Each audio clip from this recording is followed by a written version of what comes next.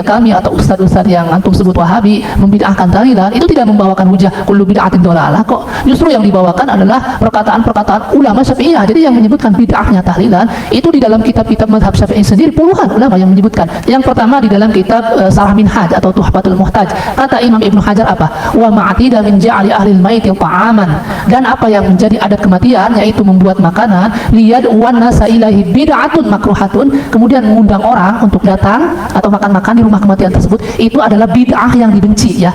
Ini yang menyebutkan bid'ah yang dibenci bukan kami, bukan pula dengan hadis kullu bid'atin dhalalah, bukan, tapi ulama Syafi'iyah yang menyebutkan itu adalah bid'ah yang dibenci. Ini Imam Ibnu Hajar. Pertanyaannya, ketika ini dibenci dianggap bid'ah dhalalah, ini sesuatu pemahaman yang sangat rancau. Jadi seperti itu. Satu kesimpulan sudah ketemu. Jadi mereka itu memang tidak paham substansi daripada al-ahkam asy-syar'iyyah. Makruh itu apa? Ketika diterjemahkan membenci dan kemudian diorientasikan kepada sesuatu yang melanggar syariat atau melanggar sunnah Rasulullah SAW. Wah, ini kan pikiran yang tidak mendasar kalau seperti ini. Kemudian yang kedua, perlu saya luruskan dan perlu saya sampaikan secara tidak langsung, Anda ketika menggunakan kitab Tuhfah berarti Anda sepakat dengan pembagian bid'ah. Karena apa? Yang seringkali disampaikan oleh kelompok Anda itu Pak ya, tidak ada istilah pembagian bid'ah. Yang namanya bid'ah itu pasti dhalalah. Perlu bukti banyak Pak, buktinya itu. Jadi seperti itu. Secara tidak langsung ketika Anda mengutarakan redaksi yang disampaikan oleh Ibnu Hajar dalam kitab Tuhfah, berarti Anda ittifaq yang namanya bid'ah itu ada pembagian atau wujudu taqsimil bid'ah. Assalamualaikum warahmatullahi wabarakatuh. Alhamdulillah wassalatu wassalamu ala rasulillah wa ala alihi wa sahbihi wa man wala amma ba'du. Berawal apa yang telah diluruskan oleh kalangan ulama atau santri yang notabene-nya adalah aswaja, meluruskan terhadap apa yang seringkali diungkapkan oleh ustadz atau kelompok yang katanya bermanhaj salaf, meluruskannya dalam sisi bahwa mereka itu dalilnya cuma satu, adalah kullu bid'atin dhalalah.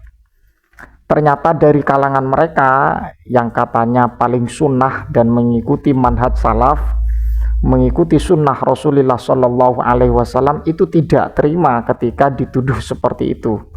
Kami atau ustadz-ustadz yang antum sebut wahabi membid'ahkan tahlilan itu tidak membawakan hujah kullu bid'atin dhalalah kok. Justru yang dibawakan adalah perkataan-perkataan ulama Syafi'iyah. Jadi yang menyebutkan bid'ahnya tahlilan itu di dalam kitab-kitab mazhab Syafi'i sendiri puluhan ulama yang menyebutkan. Yang pertama di dalam kitab Sarah Minhaj atau Tuhfatul Muhtaj, kata Imam Ibnu Hajar apa? Wa ma'atida min ja'ali ahlil maiti ta'aman, dan apa yang menjadi adat kematian yaitu membuat makanan liyad wan nasa ilahi bid'atun makruhatun, kemudian mengundang orang untuk datang atau makan-makan di rumah kematian tersebut, itu adalah bid'ah yang dibenci ya.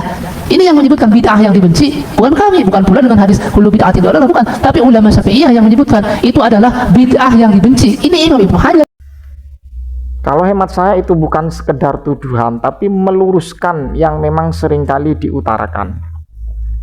Sehingga apa yang disampaikan oleh ustadz atau kelompok yang memang seringkali memprioritaskan atau menarasikan terus-menerus bahwa mereka itu mengikuti manhaj salaf atau mengikuti sunnah, mereka itu mengutarakan dalil yang bukan kullu bid'atin dhalalah. Dan dalil itu ternyata dari kalangan ulama yang bermadhab Syafi'iyah. Jadi mereka itu cerdas ya. Ketika tidak diterima dikatakan dalilnya cuma satu, tapi mereka itu mengkontekstualkan ibarat atau redaksi yang disampaikan oleh para ulama yang sering dikaji oleh kalangan aswaja. Di antaranya adalah kitab Tuhfah. Kalau Anda memperhatikan apa yang disampaikan dari ustadz yang bermanhaj salaf ini, yang menyebutkan beberapa kesimpulan tentang kitab yang ada di Tuhfatul Muhtaj karya Ibnu Hajar Al-Haytami, kalau Anda cerdas dari golongan manhaj salaf atau salafi atau al-wahabi, karena mereka tidak diterima kalau dikatakan wahabi. Kalau Anda cerdas Pak ya, secara tidak langsung ketika Anda membacakan redaksi yang dipaparkan oleh Ibnu Hajar al-Haytami, saya bacakan dulu. Wa ma'tida min ja'li ahlil mayyiti ta'aman liyada'uwan nasa alaihi bid'atun makruhatun.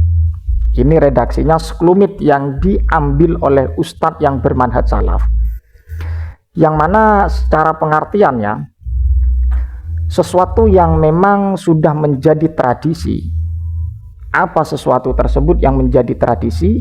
Min ja'li ahlil mayyiti ta'aman, dari keluarga mayit atau keluarga seseorang yang telah meninggal dunia itu menyiapkan atau menjadikan ta'aman, makanan, menyediakan makanan saat berduka cita atau saat keluarga ada yang meninggal, menyiapkan makanan. Tujuannya apa? Liyada'uwan nasa alaihi, untuk mengundang tetangga atau mengundang umat Islam, katakanlah mereka itu yang bermanhaj salaf ini mengijrokan atau mentasawurkan redaksi ini kepada tahlilan. Jadi dalam tahlilan ada makanan yang memang makanan tersebut disuguhkan oleh ahlul mayit atau keluarga dari yang meninggal. Lah ini bagaimana posisi hukumnya? Bid'atun makruhatun, adalah bid'ah yang makruh. Kata mereka, kata ustadz ini atau saudara-saudaranya, tradisi yang seperti ini menyediakan makanan dari keluarga mayit diperuntukkan kepada orang yang ikut serta dalam tahlilan, itu dianggap bid'ah yang dibenci atau dianggap bid'ah yang makruh. Kemudian mari kita posisikan redaksi ini dengan redaksi hadis yang disampaikan mereka adalah kullu bid'atin dolalah. Semua bid'ah itu dianggap sesat oleh mereka. Jadi apapun tradisi yang tidak ada contohnya, tidak ada tuntunan, kata mereka itu bid'ah dolalah, yang harus ditinggalkan, yang tidak boleh untuk dikerjakan, kan seperti itu. Dan kemudian mereka menampilkan redaksi ini dalam rangka menguatkan bid'ah yang bersifat dolalah itu. Mari kita buktikan apakah memang benar dalam kitab Tuhfa ini sama halnya dengan apa yang menjadi anggapan kelompok mereka itu. Yang pertama adalah perlu diperhatikan, di sini ada redaksi atau ada kalimat bid'atun makruhatun. Kalau dari kelompok Salafi al-Wahabi ini memberikan terjemah, memberikan kesimpulan, sering saya dengar bahwa hal yang seperti itu, ja'lu ahlil mayyit ta'aman, ini dianggap bid'ah yang dibenci. Wow. Ketika bid'ah yang dibenci, maka tentunya ya, mereka memposisikan redaksi ini adalah bid'ah dolalah. Perlu saya luruskan, berarti kalangan mereka ini tidak paham bagaimana ahkamul Islam asyariyah, tidak paham bagaimana konteks hukum Islam yang sebenarnya. Karena sebagaimana yang kita tahu bahwa bid'ah makruh itu bukan hanya yang Anda paparkan itu benar, tidak. Tapi makruh itu kalau Anda menarasikan ini dibenci ataupun dengan bahasa yang lain, ini perlu kita luruskan juga. Dikarenakan apa? Karena makruh itu sudah ada definisi yang secara rapi dari para ulama. Ketika dinarasikan dibenci itu berarti ihtimal kepada sesuatu yang dilarang oleh agama, padahal ini tidak. Makanya kita harus memahami, karena mereka itu memahami lafadz itu secara letterlek ya, secara lahiriah. Jadi al-maksudu min bid'ah makruha itu dibenci bukan berarti sesuatu yang haram atau sesuatu yang nanti dikerjakan akan mendapatkan dosa. Tidak seperti itu, Pak. Kalau kita berbicara secara bijak atau berbicara tentang masalah kajian fikih atau al-ahkam syariah. Kemudian ini pembuktiannya. Al-makruh itu apa? Al-makruh itu adalah huwallazi la ya'samu fa'iluhu wa yusabu tarikuhu.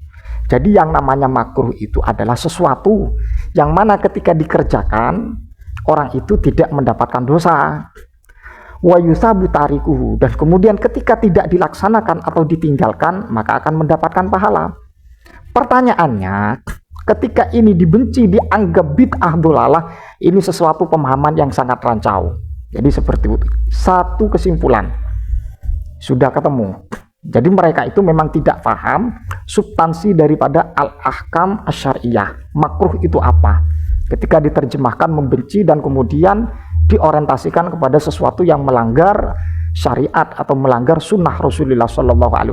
Wah, ini kan pikiran yang tidak mendasar kalau seperti ini. Kemudian yang kedua, perlu saya luruskan dan perlu saya sampaikan secara tidak langsung, Anda ketika menggunakan kitab Tuhfah berarti Anda sepakat dengan pembagian bid'ah. Karena apa? Yang seringkali disampaikan oleh kelompok Anda itu, Pak, ya, tidak ada istilah pembagian bid'ah. Yang namanya bid'ah itu pasti dolalah. Perlu bukti banyak, Pak, buktinya itu. Jadi seperti itu. Secara tidak langsung ketika Anda mengutarakan redaksi yang disampaikan oleh Ibnu Hajar dalam kitab Tuhfah, berarti Anda ittifaq yang namanya bid'ah itu ada pembagian atau wujudu taqsimil bid'ah, makruhah, mandubah, muharramah, mubahah, ila akhirih. Jadi seperti itu ya. Ini kalau kita ingin menguji kecerdasan dari kelompok yang notabene-nya katanya manhaj salaf. Mudah-mudahan bermanfaat. Ihdinas shiratal mustaqim ini sekedar untuk meluruskan ya. Atas segala kekhilafan, kurang lebihnya kalau ada sisi bacaan yang kurang tepat, saya mohon maaf. Assalamualaikum warahmatullahi wabarakatuh.